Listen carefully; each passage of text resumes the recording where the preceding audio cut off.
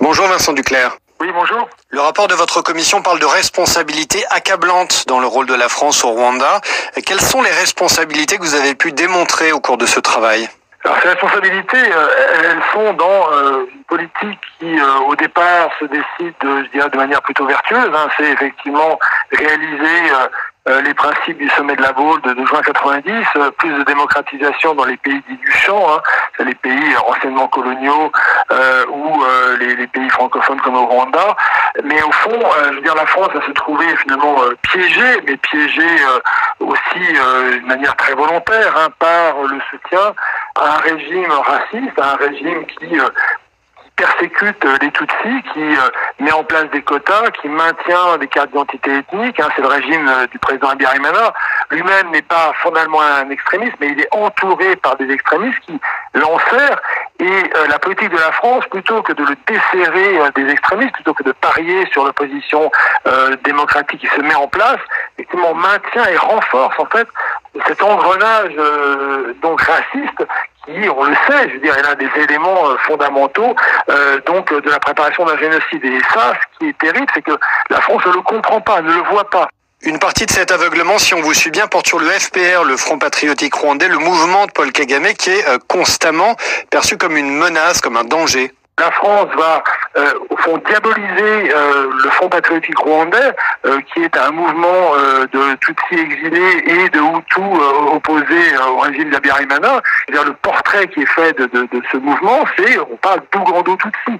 Donc c'est ethniciser, au fond, le conflit, c'est considérer qu'il y a une négation extérieure. Qu'est-ce qui explique cette diabolisation du FPR ? C'est l'idée qu'il faut tenir le Rwanda notamment en face de ce qui est perçu comme un espace anglo-américain. On sait qu'à l'époque, François Mitterrand est extrêmement hostile aux Américains, et donc il a une vision géopolitique, je dirais, assez surannée. Il faut effectivement diaboliser le FPR pour légitimer le soutien au président Habyarimana et le soutien finalement à une dictature. Est-ce que finalement cette diabolisation elle est le fait de certains acteurs plus que d'autres ? Oui, alors là, c'est clair que nous, dans le rapport, et je vous rappelle que c'est un travail de chercheurs fondé sur les archives françaises qui ont révélé, justement, c'est-à-dire, font un groupe d'hommes, notamment à la présidence de la République. On a vu effectivement le rôle des chefs de l'état-major particulier, mais qui agissent sous l'autorité de François Mitterrand. On n'a pas affaire à des militaires factieux qui font eux-mêmes la politique. Et il y a aussi les diplomates. Les diplomates accompagnent, au fond, cette politique qui soutient, je veux dire, un régime raciste, en dépit, je veux dire, d'un fond d'alerte.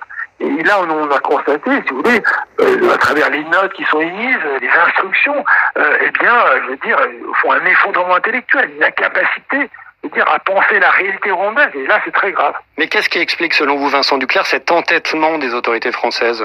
Eh bien, je crois que c'est un mélange d'abord d'une sorte de vertige de la conquête, c'est-à-dire voilà, le Rwanda, qui n'est pas une ancienne colonie française, apparaît comme une prise de guerre, au fond, de cette France encore ancrée dans des visions de l'Afrique néocoloniale. Il y a aussi, donc comme je l'ai dit, je veux dire, la volonté de s'opposer, au fond, aux influences anglo-américaines. Il y a les liens personnels avec Habyarimana.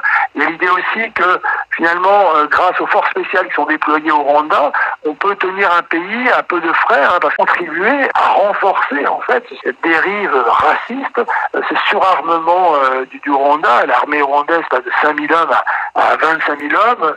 Et effectivement, quand vous formez une armée de 25 000 hommes, vous formez aussi des miliciens. La France n'a absolument pas eu conscience, en fait, finalement, de la gravité de sa politique. Et je crois que, voilà, il faut réfléchir.